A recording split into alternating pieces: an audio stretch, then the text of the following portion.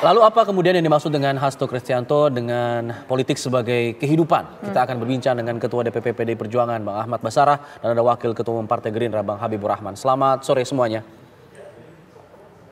Selamat sore, Assalamualaikum.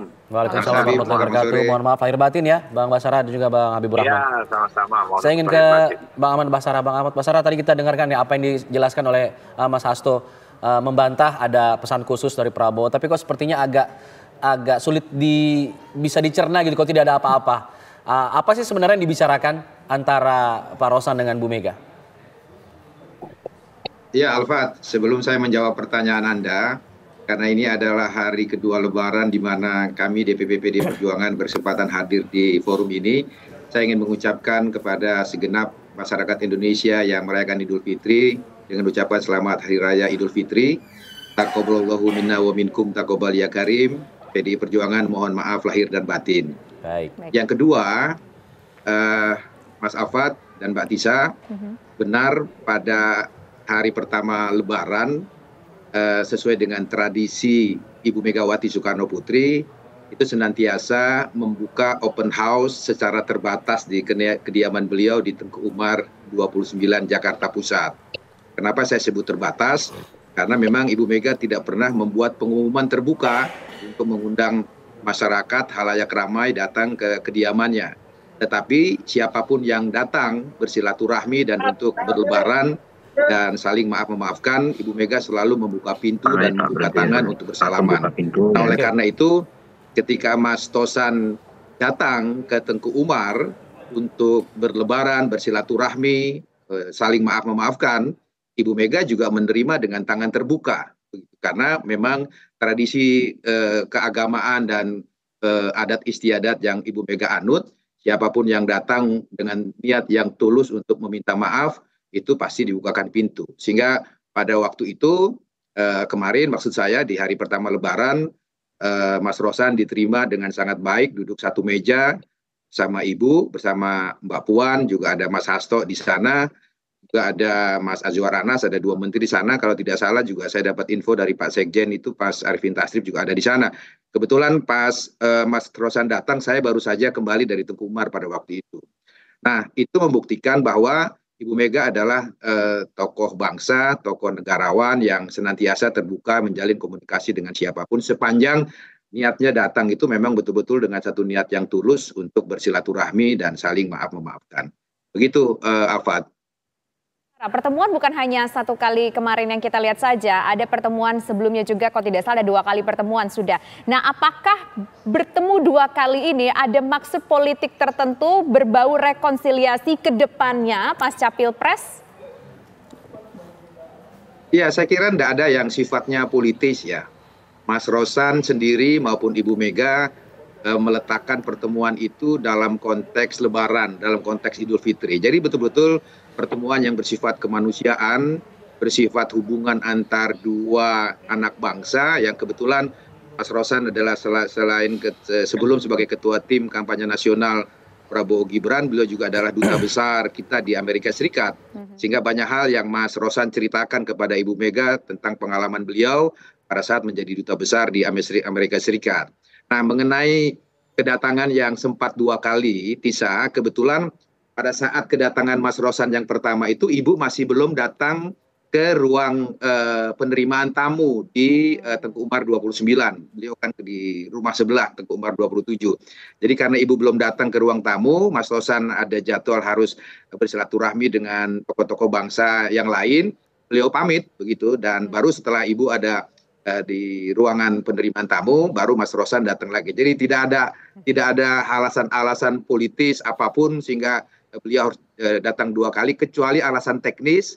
Ketika kunjungan yang pertama itu Ibu belum ada di ruang penerimaan tamu dan beliau memanfaatkan untuk ke tempat lain dulu, dan baru kemudian setelah itu beliau bertemu dengan Ibu Megawati Soekarno Putri. Oke, itu pengakuan dari pihak PDIP dari Bang Ahmad Basarah. Bagaimana dengan dari Gerindra, Bang Habibur Rahman?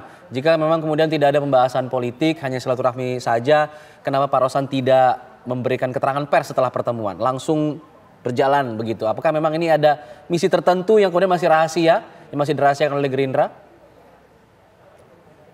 Ya, Kita kan politik kita itu kan politik substansi ya. Memang kadang.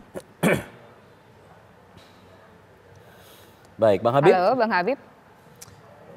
Bang Habib.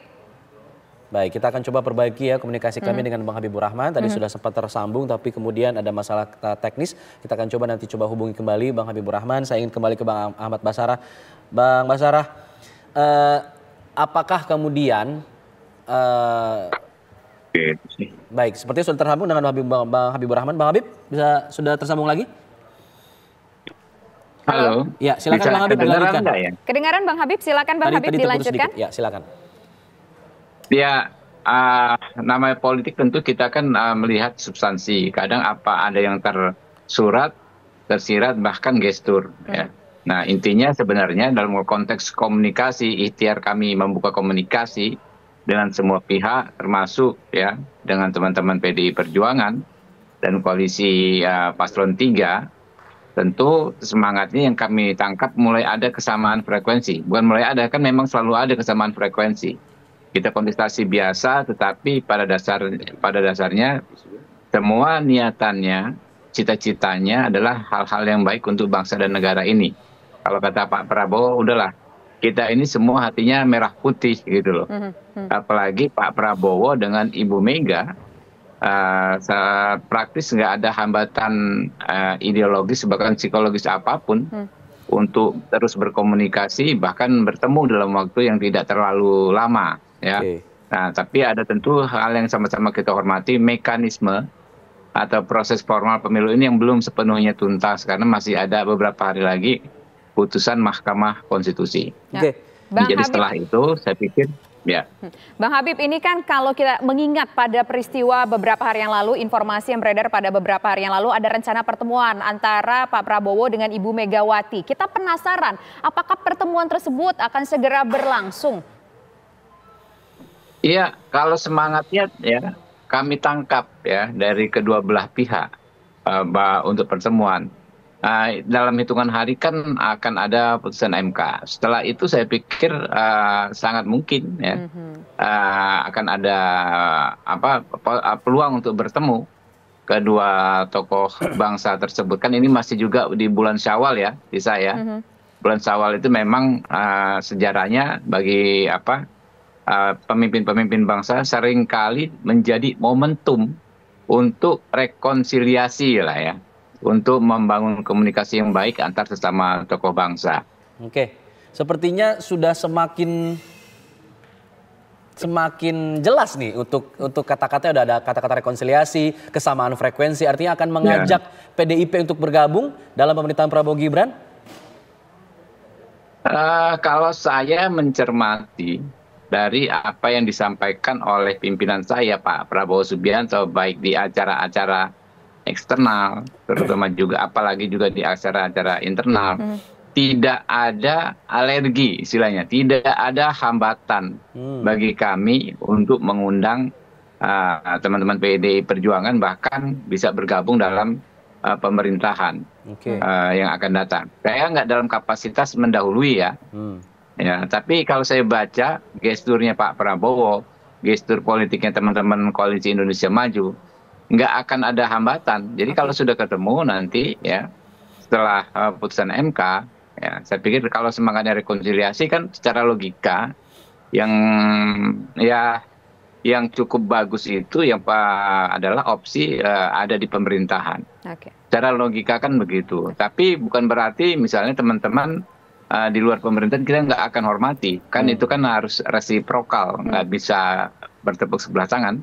Kalau teman-teman misalnya lebih nyaman di luar, sebagai bagaimana banyak tokoh juga menyebutkan ya, kita tetap hormati dan kami yakin ya kualitas PDI Perjuangan ya, partai sebesar PDI Perjuangan ya, itu apakah di dalam pemerintahan, apakah di luar pemerintahan sama-sama baik gitu loh. Baik.